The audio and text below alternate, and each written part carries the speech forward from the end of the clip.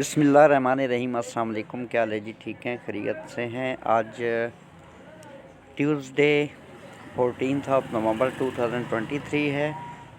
Gold को देखते हैं कि आज की डेट में गोल्ड किस तरीके से बिहेव कर सकता है। प्रेजेंटली गोल्ड को एज अ स्कैल्पिंग सेटअप हम देखेंगे।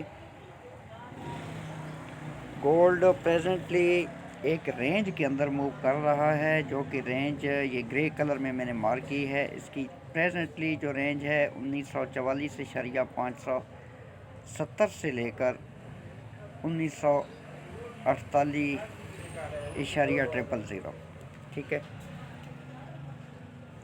ये एक रेंज गोल्ड ने बनाई हुई है और इसी रेंज के अंदर गोल्ड जो है ये प्रेजेंटली मूव कर रहा है। रेंज के एरिया जो है ये मैंने आपको बता दिया है, ये रेंज है। और इस रेंज के साथ साथ यहाँ पर एक लेवल भी है। लेवल गो कि इतना बड़ा नहीं है, 1947 से 1948 का लेवल है। बट पास्ट में अगर हम देखें तो मार्केट इसी लेवल को रिस्पेक्ट कर चुकी है। ये अगर आप देखें, प्राइस डाउन आई और डाउन आने के बाद प्राइस ने इसी लेवल पर सपोर्ट ली।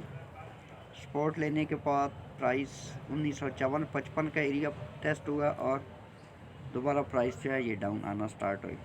डाउन आने के बाद फिर इसी लेवल से गोल्ड ने 1966 का जो एरिया है ये वाला टेस्ट किया और फिर कंटिन्यूसली प्राइस जो है ये डाउन आना शुरू हो गई। यहाँ पर ये लेवल डाउन साइड को ब्रेक हुआ और अब पॉसिबिलिटी है कि ये लेवल जो है प्राइस रीटेस्ट करे और यहाँ से डाउन आए। लेकिन चूंकि मैं आपको अभी एक स्कैल्पिंग सेटअप देने जा रहा हूँ, तो स्कैल्पिंग सेटअप के पॉइंट से 1946, ठीक है, ये हमारा एक पिवट पॉइंट है। मेरे पॉइंट ऑफ व्यू से मैं अपने मेथड की बात कर रहा हूँ। 1946, अब चूँकि प्राइस 1946 के ऊपर है, बट यहाँ पर एक लेवल है और अभी ये जो एक कैंडल बन रही है H1 की, इससे पहले जो कैंडल बनी है इसने इसी लेवल के अंदर क्लोजिंग दी है। अगर इस लेवल के ऊपर क्लोजिंग होती तो फिर पॉसिबिलिटी थी कि नेक्स्ट जो कैंडल है, सपोज ये वाली कैंडल है, ये अप साइड को जाए और ये जो हाई लगा हुआ है, ये हाई आई थिंक कि 1949.220 का, इसको अप साइड को ब्रेक और रीटेस्ट अगर प्राइस करती है तो फिर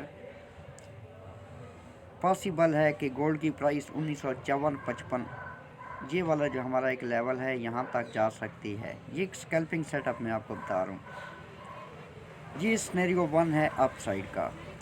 अब अगर तो प्राइस इस लेवल को रिस्पेक्ट करती है प्लस ये वाला जो पिवट पॉइंट है इसको डाउन साइड को ब्रेक करती है, और हमने वेट करना है कि क्या ये जो रेंज प्राइस ने अभी तक क्रिएट की है इसको डाउन साइड को ब्रेक करती है या नहीं।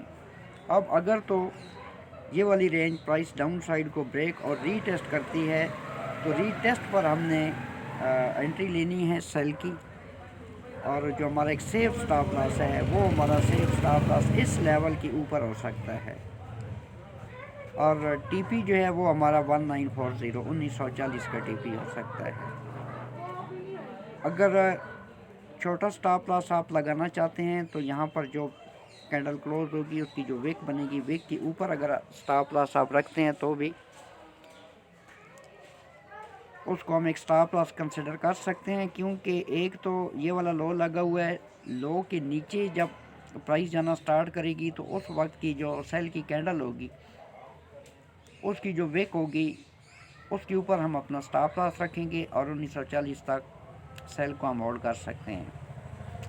बाई के सिनेरियो में भी यही है कि अगर प्राइस इस लेवल को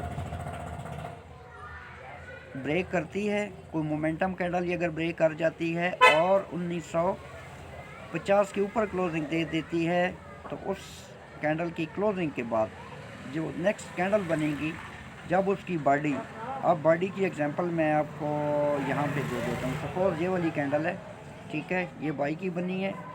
अब ये कैंडल जो है ये सेल की बनी है, बट जब उसकी बॉडी इसके हाई के ऊपर निकलेगी तो आपने बाई में ले लेना है, और इससे पिछली जो कैंडल होगी उसकी लो के तकरीबन $1 या $1.5 का गैप रख के आपने स्टॉप लॉस दे देना है। प्रेजेंटली ये एक स्कैल्पिंग सेटअप है जो मैं आपके साथ शेयर कर रहा हूँ। आई होप कि आपको इसकी समझ आ गई होगी। आज शाम 6:30 बजे डॉलर की 2 हाई इम्पैक्ट और 1 मीडियम इम्पैक्ट न्यूज़ भी है, तो आपने ख्याल करना है कि कहीं ऐसे ना हो कि न्यूज़ के टाइम पे आपकी ट्रेड एक्टिव हो और आपका एसएल भी हो सकता है, और अगर विदाउट एसएल आप एंटर होंगे तो डेफिनेटली अगर आपके अगेंस्ट मार्केट गई तो वो आपके अकाउंट को डिस्टर्ब भी कर सकती है। अपना बहुत सारा ख्याल रखना, मुझे दुआओं में याद रखना। टेक केयर, अल्लाह हाफ़िज़।